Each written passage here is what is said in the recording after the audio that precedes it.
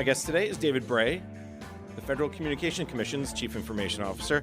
David, in many ways, this is a return engagement for you. Welcome back to the show. Thanks for having me, Jason. So let's just start at the beginning. It's been about 18 months since you've been on my program, and lots been going on. I've seen you speak several times, but there's a lot of older priorities we should start with because I think you're always kind of moving forward on different things. So let's catch up on a few things. Let's start back in 2014 when you're on the show. You mentioned customer service entrepreneurs, and that's an IN instead of EN. Talk about, did that ever happen? And if so, what kind of effect are they having, and how are you dealing with that internal customer service challenge? The entrepreneurs were rolled out. So entrepreneurs are entrepreneurs on the inside. And basically, they're the liaison between what we're doing in terms of IT at the FCC and the mission focus of the Bureau and offices. And we have 18 different bureaus and offices at the FCC.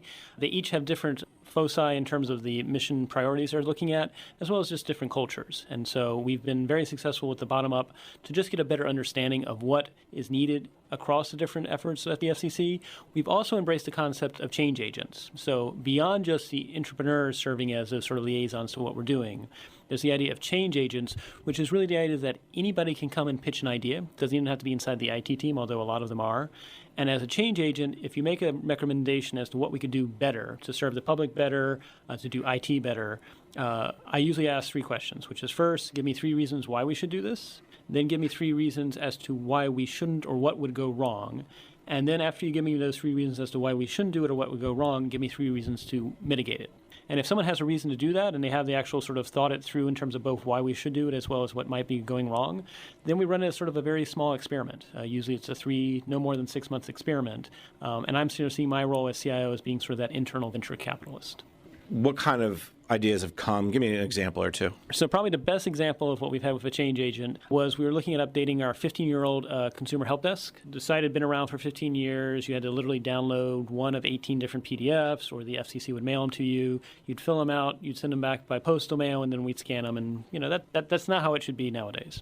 So we were looking at updating to a modern web system to do for our consumer help desk.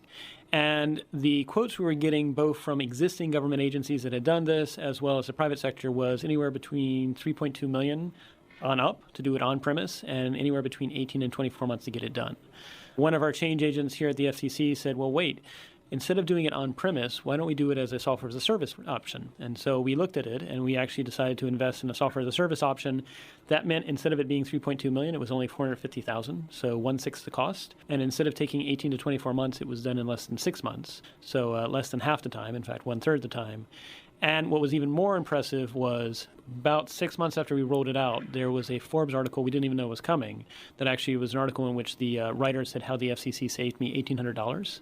And basically they said because the system was so easy to use and so transparent, they were able to resolve a concern in less than 4 days. Now, if that's a story you've told many times because I think it's a great example. Do you see an ebb and flow to the change agents? Do you get some ideas that are just head scratchers for you going, okay, they can't answer my questions, and this just doesn't seem working? Do you get others that you just don't have the resources to do? Yeah, so there are several cases where we just don't have the resources to do. So oftentimes it's prioritization of things in the queue.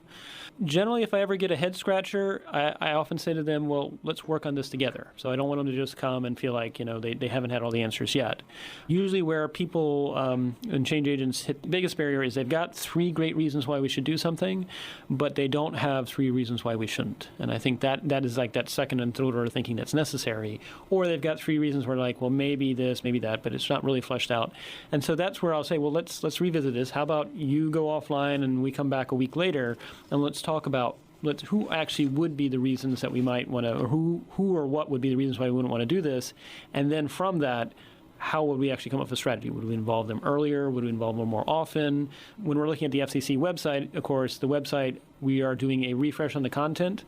We know that there are different user bases that use the website. So, for example, our one solution to the change agent effort there was to involve stakeholders early and often, and also to use a scientific approach when we're involving their inputs. So oftentimes you get people that, they want to do website by committee, which is the last thing we want to do is a website by committee. So we actually use science as well as card sorting on the part of the different stakeholder user groups so that everyone had a voice, and then it was prioritization of the things we focus on first. Are you able to take a portion of your IT budget and put it towards these type of change agents? Because, again, it's easy to say, well, that'd be nice if then you end up in this bigger queue, longer queue, and you get a lot of little things done, but maybe not the big thing that could have the major difference. When we go through the capital planning and investment control process, CPIC, if a change agent is backing it, that gives it more priority. And so that's one method in which we do it. Again, we don't really have a lot of flexible funds. Our budget is pretty tight. But if it is something where the change agent can show that if we invest in this now, we won't have to spend as much in terms of O&M, operations and maintenance. So the example of the consumer help desk, part of the pitch there was if we continue to do what we were doing, it was going to cost us $600,000 a year just to maintain things on site. Whereas if we went to a software as a service option, it was going to be only $100,000. So if you play that over 5 years, we're going to save $2.5 million. That's where I was then able to say, no brainer, let's go forth and do it. So oftentimes, even if we don't necessarily have the funds available to be as free as I would like to be as an internal venture capitalist on the inside, if someone can make the pitch that if we invest in this now, we won't have to spend more money later, then we're willing to do that. One other thing about this is you're empowering people to bring you ideas and not just saying, okay, great idea, move on, but empowering them to also to see, oh, well, if I come up with an idea, then it becomes real, then it becomes, so other people will see it. I mean, is that part of the culture change that you're pushing toward? Yes, I'm intentional in saying I want to reward creative problem solvers. So don't just bring me a problem or don't just bring me an idea, but bring me something that you can actually, if I invest in you, you can actually see to fruition. And then along the way, I'm actually very intentional about using my online social media presence with FCC_CIO on Twitter to give thanks to the team members. In fact, just a week ago, I went through the list of the different change agents we had. It was about 15. And actually thanked each one of them specifically for the things they did. I think it's a great example of how, again, looking for little things, get bottom up, and then pushing the top down to make it work and make a big difference.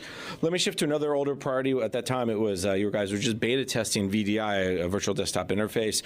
Whatever happened with that pilot? Are you guys on the VDI now? Give me a sense of where that's at. We've rolled out VDI, so that allows us to have a single desktop image, and as a result, we can push out the latest versions of the browsers, Firefox, Chrome, and Internet Explorer. And so that's helped us a lot in terms of allowing us to be more focused on other things in terms of actually application development and things like that, as opposed to having to individually update each of the different desktops that we used to have. There's some cases where VDI doesn't fit everything. If you do a lot of processing intensive calculations or very graphic intensive, you still need to have a standalone computer. But that's now a much smaller subset than what we used to have. VDI also allows us to then look at, when we move to the cloud, can we actually do desktop as a service through a cloud provider as opposed to having to maintain it ourselves? And now I know we're going to talk about cloud in a little bit, but is this the move into VDI is always the kind of the precursor to the bigger move, but is desktop as a service something that is among your considerations? Oh yes, definitely desktop as a service. Actually, my goal that I've always had is to get FCC out of the business of trying to maintain its own infrastructure. I think that then extends to having to maintain its own desktops and everything like that. That can be done with much better scale by larger organizations than the FCC. Do you have concern that the idea and what you're calling this is not necessarily seat management, but it is the same concept where you don't own anything? Does that concern you because there's been challenges, whether it's ATF was in seat management for a while and they got out, NASA was in it, they got out. The biggest one, of course, is the Navy Marine Corps intranet, they got out. Does that concern you that all these people are getting out, yet you're trying to get in? So I think if I look at what happened with those other events, and I don't have all the details, it was probably a case of early adopter, and at the same time, private sector companies were not as far along in terms of what they could provide. Definitely when you do virtual desktop, you need to make sure you have enough bandwidth, and you need to make sure you understand your network topology enough so that you're removing any barriers to the bandwidth. But I look at where we're going, both in terms of mobility and then ultimately with the Internet of Everything, is quite probable 2 or 3 years from now for any organization, private sector or public sector, more than 80% of the devices in your organization you won't own. And so in some respects, I want to go to a model where it's kind of like Starbucks, which is the local area network that you actually plug into will take care of. The Wi-Fi in a building, however, is much more like Starbucks, which is you go to Starbucks, you hope the Wi-Fi is secure, you hope you're doing a good job on your machine to secure it too, but in general, everyone's using it. And so similarly, in the workplace here, we do have a Wi-Fi. It's public Wi-Fi because we do have commission meetings at the FCC. And that public Wi-Fi, if you do decide to use your FCC device, you're using a secure tunnel, whether it's through VDI or some other sort of secure tunnel app to then hit the FCC. And so in some respects, VDI is not just about trying to have us focus on things beyond just trying to keep hardware and software up to date, which is getting increasingly hard to keep everything up to date just because of the rate at which things are changing. but it also allows us to do secure tunnels to the FCC for infrastructure using your own device if you do bring your own device to work. One thing that's key to any seat management is the service level agreements. What are you learning from maybe whether it's happening in the private sector or are you talking to public sector people about making sure your SLAs are where they need to be? So the biggest thing that we've recognized with SLAs is the interdependencies between the services that are being provided and the network topology that you have. And if they're separate, you need to have a really good understanding of the complications that network topology might provide that are not linked to what the service is itself providing. That's part of why we still have the goal that I've said for a while, which is we want to get all our servers off-site to a commercial managed service provider, just because after 20 years, the network topology, as you can imagine at the FCC, is a bit complicated. All right, well, let's take a quick break. When we come back, we can catch up on one other older priority, and then we'll jump into your new ones, which I think we're already marbling in a little bit. My guest today is David Bray, the Federal Communication Commission's Chief Information Officer. I'm your host, Jason Miller, and you're listening to Ask the CIO on federalnewsradio.com and 1500 AM. Okay, what are you wearing right now? Nothing. That's right. So mommy's going to teach you how to dress yourself. Underwear always comes first, name tag at the back, then pants, then shirt. Get the first button in the right hole or you have to start all over. Socks going first, then shoes, right on right, left on left. With shoelaces, just take the ends, cross them over, switch the loops, the rabbit goes down the hole, pull tight, and you're left with bunny ears. Got it? Why are your pants on your head? Most parenting's hard to do in just 2 minutes. But 2 minutes twice a day making sure they brush their teeth is easier, and it could help save them from a lifetime of tooth pain. Visit 2min2x.org to find out more. A message from the Partnership for Healthy Mouths, Healthy Lives, and the Ad Council. Welcome back. You're listening to Ask the CIO on federalnewsradio.com and 1500 AM. I'm your host, Jason Miller. My guest today is David Bray, the FCC Chief Information Officer. David, before break, we're talking about some older priorities. One other old one that you mentioned back in 2014, the last time we were on the show, is the possibility of BYOD, bring your own device. Now, what's the status of that idea? Very few agencies have actually moved into that realm of BYOD, but there's still a lot of interest. Is the FCC adopting, mobility and BYOD? Give me a sense of where that's at. We do have BYOD. It's in beta, and that allows people to either bring in their own device and use our VDI, virtual desktop interface, if they want to, or they can also we're using a Good as a client as well for email purposes, which for a lot of purposes here at the FCC, because a lot of what we do is email and documents, it's sufficient. We also are just wrapping out a rollout of Office 365. It is on their public cloud. And per our colleagues at Microsoft, they said it's actually been twice the speed they've ever done a rollout. It was partly just because we wanted to get it done this summer. But that also then allows you to use O365, not just in the workplace, but if you want to use it at home through either the web browser interface or whatever the case might be, it is the same account no matter where you go. And when you talk about BYOD, are we talking about just mobile devices? Are you talking about laptops, or yes to it all? Yes to all. So if you bring in your own laptop, you're not connecting to the LAN, obviously, because we want to limit the LAN to only devices we control, but you can connect it to Wi-Fi. And again, from that Wi-Fi, you would do a secure tunnel if you needed to touch anything here at the FCC. Same thing for tablets, same thing for mobile devices. So really, it's more the thing with BYOD that we found now is people asking, do they get reimbursed? Do they not get reimbursed? That's actually not my choice. I just do the IT, and it's more of a question with HR in terms of, is that something that is reimbursed if you're actually consuming the bandwidth on your own device? And have you guys made that decision yet, or is that still in process of being looked at? Yeah, that's still in process of being looked at. But again, it's something that I look at it, we provide the choices, and then it's more of a human resources discussion with the chief financial officer as to whether or not that happens. Do people seem to care, or are they happy to bring their own device? So I think a lot of people are taking part, and especially because there are some new devices that come out that allow you to separate your personal from your professional on the devices with different technologies. I think it's a very small group that's actually talking about whether or not they get reimbursed. I think the biggest thing people like is that they can telework anywhere.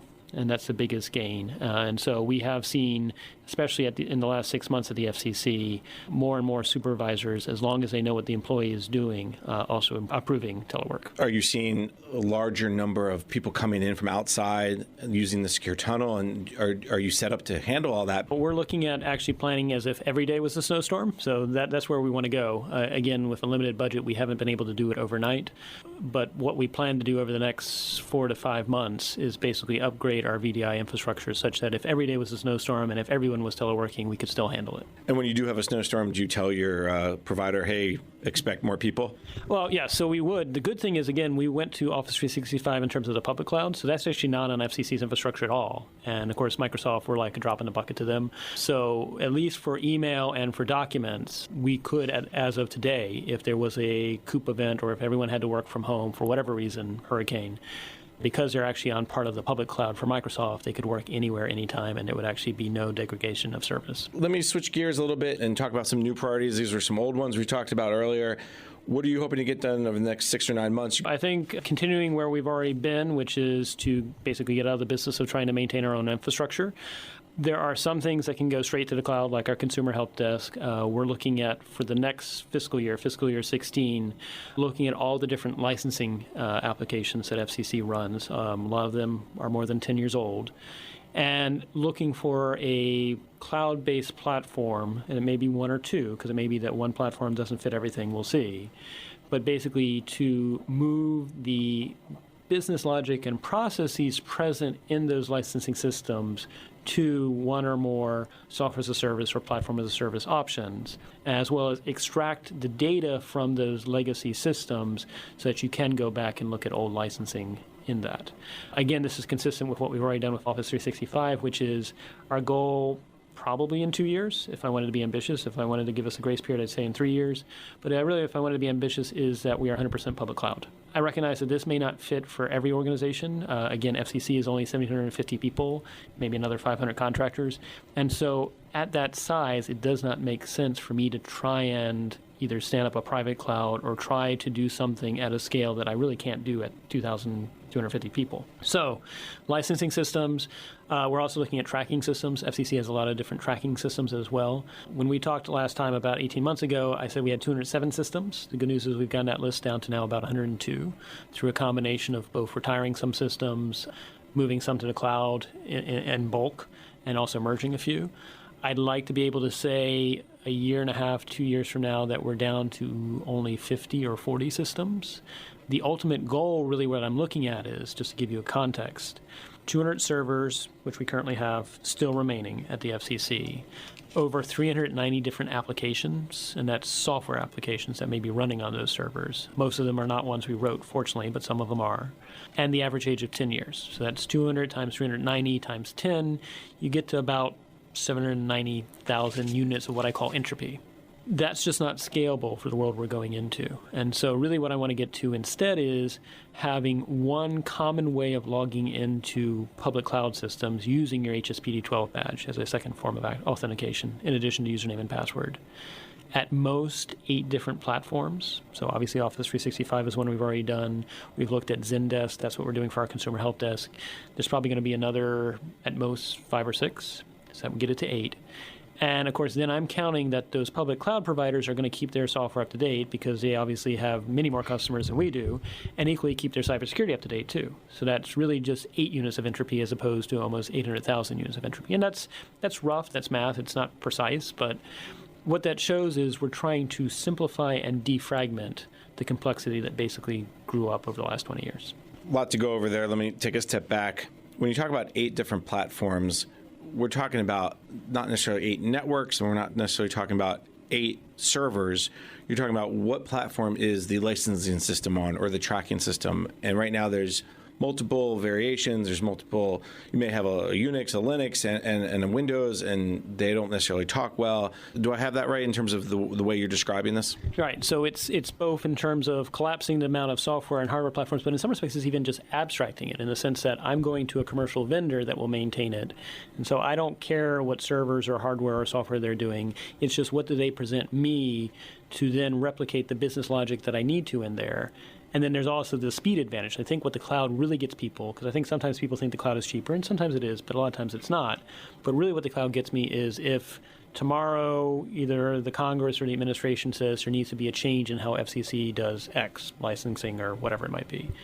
If we had written the code ourselves, then we'd have to figure out where in the code are these processes embodied, where can we change it, we have to test it, and it could very easily be 6 to 8 weeks before we get it rolled out. Whereas if it's on a platform as a service or software as a service public cloud that's offering this function to a lot of people, all we have to do is go to where in that business logic are we instantiating whatever that process is, change it consistent with the new law or the new policy that's been issued. That could probably be done in less than an hour.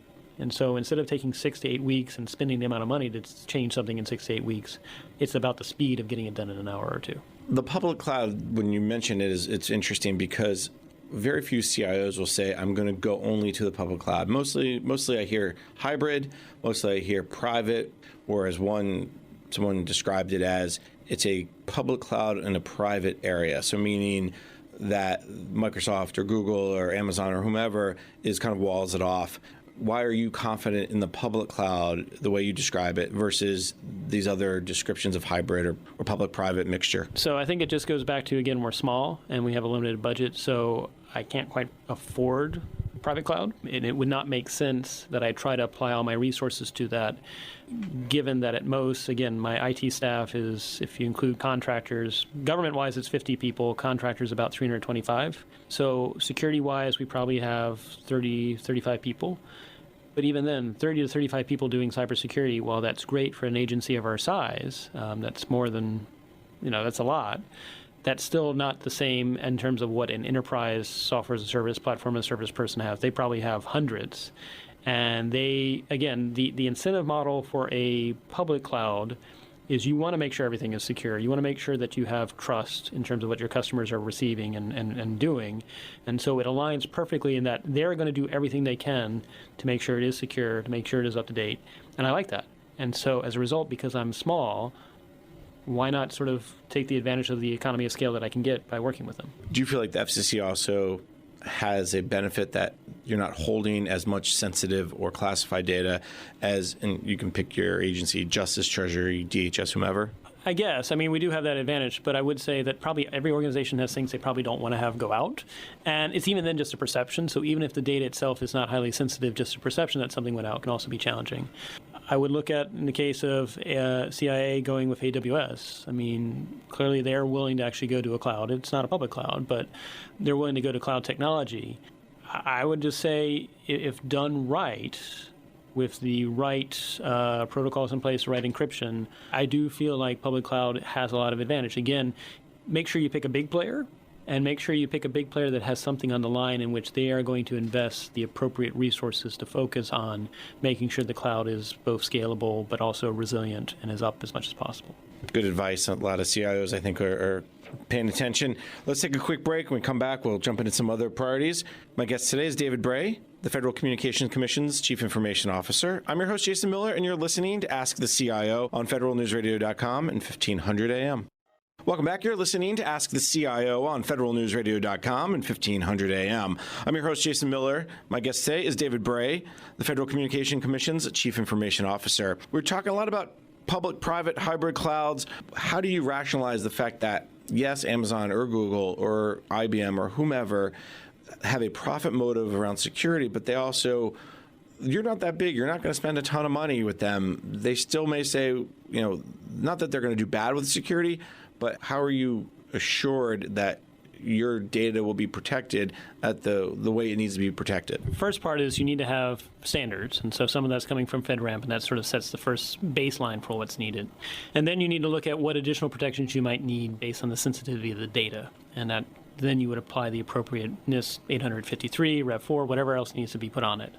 In terms of public cloud versus private or hybrid cloud, I think it's worth stepping back and saying, let's be honest and actually say anything on the internet you can't guarantee is going to ever be 100% secure. And if you assume that, then the question is, if I have a limited budget, which I do, what is the best bang for the buck that I can get, given that I can't guarantee 100% security? And so with hybrid or private cloud, you're really in it for yourself, and you're going to have a lot of responsibility. Now, that also gives you a lot of control, but it also means you might miss something, given that any organization is going to have, I'm a big believer that any organization, any individual is going to have blind spots in terms of what they're going to miss.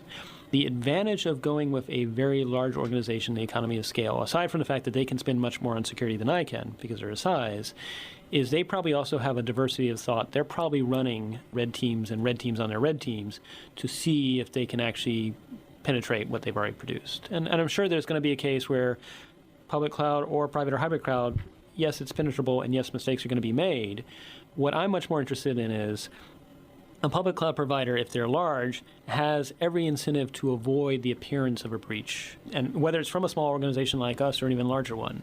And so I think that's important. But then two, it's really about how rapidly you can detect that something's gone on, how rapidly can you contain it and how rapidly can you respond to it? And I imagine, again, if you're a large organization, you have teams 24/7, which may not be affordable to smaller organizations. And then finally, good design, again, going back to what comes from NIST and those 853 Rev 4 guidances and FedRAMP, it really should include encryption at rest, encryption at transit. It really should include containment policies to make sure that if you get access, you don't get access to everything. And if I tie it to your HSPD-12 badge, then I can also make it attribute-based access control with a second factor. So I do think a conversation needs to be had across organizations, whether it's in the private sector or public sector, which is, we don't expect in the real world, I can guarantee something is going to be 100% safe. You and I are having this conversation in this building, but there's nothing that prevents someone from trying to crash a car into it or trying to blow it up, or hopefully it won't happen, low probability event, although it would be very interesting to be in an interview with you as we blow up. But anyway, that said, we don't expect the real world to be 100% safe. So why do we expect it in the digital world? And if we get past the fact that we can't have 100% security anywhere, then what can we do to try and make it much more of a risk-based approach and manage that risk, again, with the idea that I don't have infinite funds. I really can't go to Congress and say I need even more and more and more money. But I also need to show to Congress with the funds I've got, I've done the best diligence I can to try and take the appropriate steps to secure what we have. The main piece of that, and this goes back to an earlier part of our conversation, is the service level agreements. What model are you guys using, or how are you ensuring that your SLAs, again, you're going to own your data, the security needs to be this many levels? How are you making sure that that's the right pieces are in place there? So the procurement piece and the SL piece is definitely where the metal meets the road in some respects for what we're doing here, in that you have to spend a lot of time up front. In fact, I probably think of my time, even though I say my job is 80% people, 20% technology, probably 40% of that people time is actually trying to do the procurement right and doing HR right. And so we have many different eyes to take a look at it to make sure we don't miss anything. There are no standard contracts out there at the moment. That would be nice. In fact, I would love it if GSA was to step up and actually have cloud services on demand with pre-written SLAs or even SLA templates that we could reuse that included the right language in terms of security, and you could pick the different levels, or maybe things that you do for just completely unclassified versus law enforcement sensitive versus other things. And then equally, there should, like you said, be out clauses that say, I'm so confident in what I'm going to provide to you as a service that in the event that you ever decide to exit, there is an off-ramp and the data is delivered to you in this format. The other thing that I think a lot of agencies are discovering, and we're discovering and making sure we're following up on, is you need to make sure you write into the contracts for the cloud provider what rate and what level of detail is shared in terms of if a security event happens, or even if it's just a hardware or software error, because maybe it's not a security event, just something's going wrong. Instead of we see something wrong, we'll get back to you in 48 or 72 hours, you want to have more information at a faster rate going into your network security operations center. Well, I think that if you can get these contracts written well, you'll get a lot of people who are interested, and maybe GSA will take your contracts and make them the standard. And, it's all about category management now. It's not GSA doing everything. Let me shift over to the workforce, because I think that's an issue that every agency is also struggling with. And it's a combination of trying to find the right talented people who have the skill sets, whether it's project management or program management or cyber, as well as getting people in that will stay for a decent long period of time. Talk about your workforce challenges and the types of skill sets you're most interested in bringing in. I think the biggest thing when I think about the workforce is there's currently a message that the best and the brightest don't want to work for government. And I pause when I hear that statement, because the first thing I would say is I actually don't want to use the word of just government. I think we're actually in the business of public service. Public service is first and foremost about serving the public. And in fact, the public can actually be a participant. They're not just a recipient of services. The example of the FCC speed test app that we made open source, that was actually the public opting in if they wanted to actually be a part of informing how fast broadband connections were. So I think we need to think about how do we involve the public not just as a receiver of services, but involving them. That can help sort of offload work that we previously had to do as government professionals. The second is I do actually look at it as partnerships. When we involve contractors, it's not just we're paying you money to get something done, although that's obviously at one level it's a transaction. It really is our fates are shared. If this goes well, for example, when we're rolling out a new service or if we're doing something new in terms of our infrastructure, if it goes well, they should get as much credit, if not more, than we do because they were partners in the effort. Equally, if it goes wrong, then we also share the credit that went wrong. And so it's involving the private sector partners. So finally, you get to the idea of, well, what about government professionals? So with our entrepreneurs and our change agents, we have been very intentional about recognizing that change agents and entrepreneurs can be either government professionals or contractors. And there are certain things, obviously, that a government professional can do that a contractor can't. But equally, contractors allow us to get people through whoever we're procuring them from in a faster rate in some respects than HR. In fact, that's another area where I would love to have help, which is standardized templates for hiring so that we don't have to each time go through a new job categorization and what level does this spec out at, and is it a 12, is it a 13, whatever the case might be. So faster hiring is definitely something I would love. But what we've looked at in terms of is really, if I give people autonomy, if I give them measurable progress, and if I give them a meaningful mission, which we have no shortage of, and if I can overcome the stereotype, which is supposedly the best and the brightest don't want to work for public service, when in fact I think we won't get them all, clearly, but I think we can get a lot. And as long as we can make it easy for you to on-ramp on, whether as a contractor or as a government professional, and then also with the expectation that I think looking at Gen Y, and then I guess there's Gen Z down the road after them, they're probably not going to work in the same role for more than 2 or 3 years, and that's okay, which is different than what it used to be with the boomers. The baby boomers was a model of you sign up and you do government service for the next 30 or 40 years. I mean, I look at my own career, I pretty much change jobs every 2 or 3 years.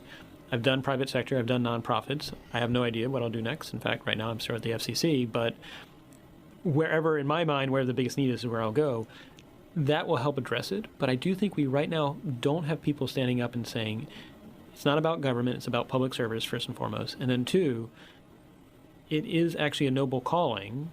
You know, you'll never have an IPO, we'll never have stock options here, but at the same time, you can find a place to be of service, to build a team, and be part of something larger than yourself. The hiring piece is something that the government has struggled with. What are you doing around hiring to kind of ease that burden on the FCC? Right now, we're limited in the amount of hires we can do, but I'm trying to make the case if I can cut our budget by a significant amount, can I then use those funds to hire people? So that's one thing we're looking at because we don't necessarily have any more slots. Second is I'm looking strategically at when do I do a government hire versus do I turn to a contractor and say, can you provide something that provides this resource with the expectation that it's not going to be a job that's beyond 9 months or 10 months. And so it's just those choices and trade-offs. The other thing I'm just very intentional about is I tell the team, I said, this is really one team, one mission. In fact, we just had a meeting this morning, and we are in the midst, actually, this is probably the busiest August that I have seen in quite a while at the FCC, and it's because we're in the midst of doing several things. But I said, you know, there are these rare moments in which people from diverse backgrounds, whether they be vendors and vendors of all different types, contractors, government people with different skill sets, people all come together. And I do feel like right now we've managed, many thanks to different people we've had. We have Martha Johnson here, we have Tony Summerlin here, we have Karen Evans here. We have one of the most diverse teams that has finally hit its stride in terms of what it's delivering. And that's a joy in and of itself. I think that actually attracts people, and it retains people because they do want to be a part of that team mentality because we often want to be belonging to something. We actually, 3 months ago, it was quite interesting. So every 6 months or so, I just sort of have a town hall where I meet with the team and I say, I'm just going to listen. How are we doing? And I'm not going to cast judgment. I'm just going to let people tell me. And sometimes, you know, if we had done this 18 months ago, I think I told you we probably had about 15 or 20% that were on board. Another 40% were waiting to see. 40% wanted to go back the way it was. Just 3 months ago, we were now at the tipping point where we had about 60% felt quite good. They recognized there were still some things we needed to address, but 60% felt quite good. Another 20% getting there, and it was a very small percentage wanted to go back the way things were. And one person characterized it best. They said it was like Thanksgiving. And I said, how so? Because, again, I was only asking questions. I wasn't. And I said, how so? And I said, it's like Thanksgiving in a sense that you have your family. Your family might be a little bit dysfunctional, but your family's together, and everybody's hopeful. And they're also on their best behavior. And so when that happens, especially given where it was when I came in here about 2 years ago, and that was not the same morale stance I came into, it's almost a joy to go to work. I won't say I work for free because I don't think that's allowed by law that I could work for free, but to create that and to feel that, and then at the same time know what you're doing is actually peeling back 20 years of added complexity and added burden, and that it will probably hopefully put FCC on a much more cost-effective stance. That I hopefully will attract talent. That's partly why I do Twitter, to share that message and see who we can find. It's also partly why I do host about every 2 or 3 weeks an informal happy hour just to see who else can come. But ideally, at the end of the day, I want this to be much more than just the FCC. I want it to be a message that all across government, and it's not just limited to 18F or USDS, it's actually all across all different agencies. You can find meaning and purpose in public service. Let's take a quick break. We come back. We have a few more things to touch upon, including cybersecurity. My guest today is David Bray, the FCC Chief Information Officer. I'm your host, Jason Miller, and you're listening to Ask the CIO on federalnewsradio.com and 1500 AM. Welcome back. You're listening to Ask the CIO on federalnewsradio.com and 1500 AM. I'm your host, Jason Miller. My guest today is David Bray, the Federal Communication Commission's Chief Information Officer. Dave, before break, we talked a lot about workforce and the challenges you guys are having. One of the big areas around workforce and just challenges more generally, of course, is cybersecurity. And you kind of wearing two hats when it comes to cybersecurity. Let's start with the first one. That's the FCC hat. You mentioned two-factor authentication. You mentioned back-end attribute exchange and roles and responsibilities. Give me a sense, in the wake of the OPM breach, in the wake of the cyber sprint across government, all these stories and discussions on cybersecurity, what are you doing around securing your networks, your data, to ensure that you're not the next victim of another cyber breach? So I think that's probably every CIO's worst nightmare. In terms of what we're doing, we're continuing on the plan we had, which was to reduce complexity, because complicated networks are probably the biggest risk when it comes to cybersecurity. That's why we've done our VDI. That's why we're moving to get out of the business of hosting servers ourselves and the infrastructure that came with it, and trying to get off legacy systems, because some of those legacy systems are running legacy code, and who knows what's in there. Beyond that, as you said, two-factor authentication, and then identifying. I think the key thing is that all organizations should identify what are particularly sensitive data holdings that they have, because there may be things you want to do beyond just the blanket security for everything that you want to do even more focused security on. And there may even be some cases where that data is no longer needed, and so maybe it should be archived with NARA or something like that. But you know, it's a question of what are the appropriate things in terms of the risk applied to data. And while I know NIST 853 and FIPS 199, they do ask at the creation of a system to think about what are the risks associated with the creation of it. It might be worth revisiting, because maybe after 10 years, the data that was initially conceived in the creation of this is no longer the case, or maybe a risk has been created. So we're being very intentional. We've actually polled all the bureaus and offices in terms of the data they collect, and then from there trying to identify what things we need to focus on the most. Again, it's a question of how do you avoid the fact that you can't guarantee anything's going to be 100% secure, but you can at least raise the barrier and put in place the appropriate safeguards. One thing that gets a lot of attention is the idea of encryption, data encryption. There was the cyber sprint as well, talked about two-factor authentication. When I came into the building, the FCC building on 12th Street, one of the things I noticed was the security guards were not looking at people's passes as flash passes. So it seems to me you guys have attached your physical access security with your logical access security.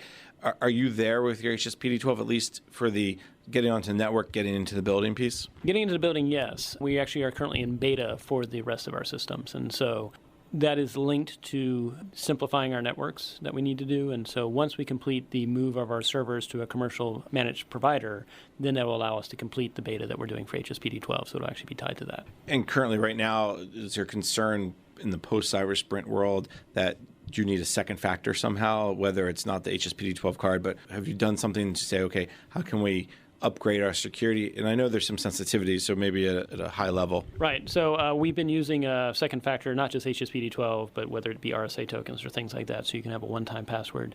I do think that's needed for certain data sets. We've been doing it for a while. We've been following what's been going on with the cyber sprint. We're actually a non-CFO Act agency, but we've been following the guidance because the guidance is great, and actually have a lot of respect for what Tony Scott is putting out. So we're definitely watching and moving forward as quickly as it can. I think the biggest hurdle we have is just there's so many threats out there, which is the one that you should focus on the most. And that's the challenge of everything that a CIO does. And so I think the best thing any CIO can do, or any organization, private sector or public sector, is make sure you're having a conversation with your chief executive officer if you're in the private sector, or with your secretary or your chairman, chairwoman, if the case might be. Have that conversation with the non-IT sets about the state of risks that are out there, about the data sets they have. And it may very well be that then the non-IT leadership may actually identify and say, well, either A, we need to carve out more of a focus on these specific things, or maybe we don't need to collect this data. But it really needs to be conversation with the mission, not just limited to what IT is doing. The other hat you're wearing is you were named a fellow for Eisenhower Fellowship, and your focus is around cybersecurity. You've done some amazing travel over the last year. Talk a little bit about that fellowship and what's ahead for you over the next 3 or 6 months. Back in late January and through the month of February, I was fortunate enough to be an Eisenhower Fellow, which was basically 5 weeks overseas in Taiwan and then in Australia, meeting with their ministers of defense, justice, and communications, as well as private sector industry representatives. Got to meet with presidents of several companies and really have a conversation, in particular, focus on the Internet of Everything. Because I think the Internet of Everything, one, we don't realize how transformative this will be in terms of the exponential growth. So I know a lot of people are looking forward to cars that drive themselves. I am too. But then it raises an interesting question because we see almost on a daily basis in the private sector and in the public sector stories of cyber breaches. And those are the only ones in which there is an incentive for the private sector organization or there's pressure on the public sector organization to reveal it. So if that's the case, that, huge opportunity with the Internet of Everything, but we're also seeing challenges in terms of TCP/IP, Internet Protocol, and just how do we do cybersecurity? How do we balance that? And that's just one aspect. The other conversation I had a lot of conversations with in Taiwan and Australia about was privacy. Because personally, I'd like to think that we can have both privacy and security, that's not an either or, and actually suggesting some options. One might be, can you put consumers in charge of what data they share with different platforms? Right now, you have to log into whether it's Google or Facebook or LinkedIn, and they control the privacy settings. And if they change their privacy settings, then you have to go back and whether you accept the terms or not.